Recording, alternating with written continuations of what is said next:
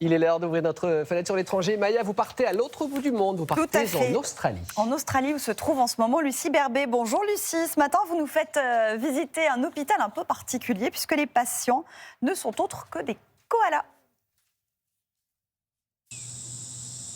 Oui, ce matin, je suis en bonne compagnie car je me trouve avec Ella, une femelle koala qui n'est manifestement pas encore très bien réveillée.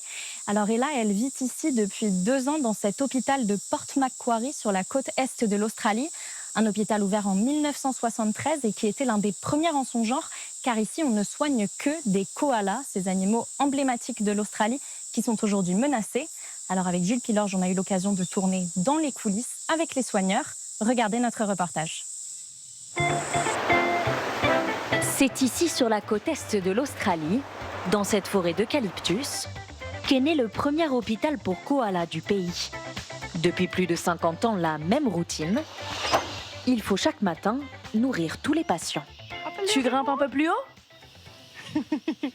Ce koala mâle, âgé de 8 ans, a passé plus de la moitié de sa vie ici. Il a été percuté par une voiture et a perdu son œil gauche. On estime qu'il ne pourrait pas survivre seul dans la nature, donc on le garde ici avec nous. L'hôpital compte actuellement une trentaine de koalas, dont la plupart sont en réhabilitation. Ils seront relâchés dans la nature après avoir été soignés. Tu m'aides à la soulever? Cette femelle koala est arrivée il y a 10 jours avec une patte cassée.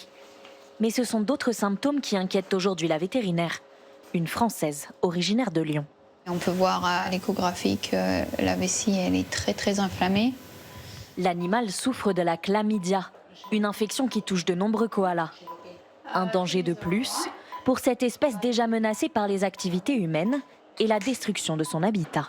Je travaille avec les koalas tous les jours, mais à chaque fois que j'en vois un dans un arbre à l'état sauvage, c'est toujours ce « Waouh, j'ai trouvé un koala !» Voilà, donc ouais, j'aimerais bien que ça continue. C'est sur cette île de la côte est australienne que l'on trouve la plus grande population de koalas sauvages. Ce Français aime s'y rendre pour les observer. Ici, quelques minutes suffisent pour les repérer. C'est toujours magique, on va dire. C'est quand même un privilège de pouvoir de voir ça, de les voir en liberté. Le clou du spectacle reste de les voir éveillés, car les koalas dorment jusqu'à 20 heures par jour. Oui, c'est ça, c'est assez rare de les voir éveillés.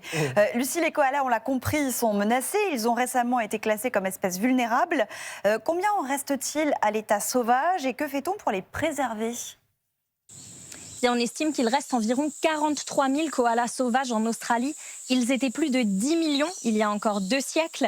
Alors il existe de nombreuses initiatives pour la préservation des koalas dans le pays, comme ici à l'hôpital de Port Macquarie où je me trouve par exemple, qui vient d'ouvrir un centre pour la reproduction des koalas, avec l'objectif à terme de réintroduire ces animaux dans la nature. Merci Lucie Berbet pour cette découverte en Australie.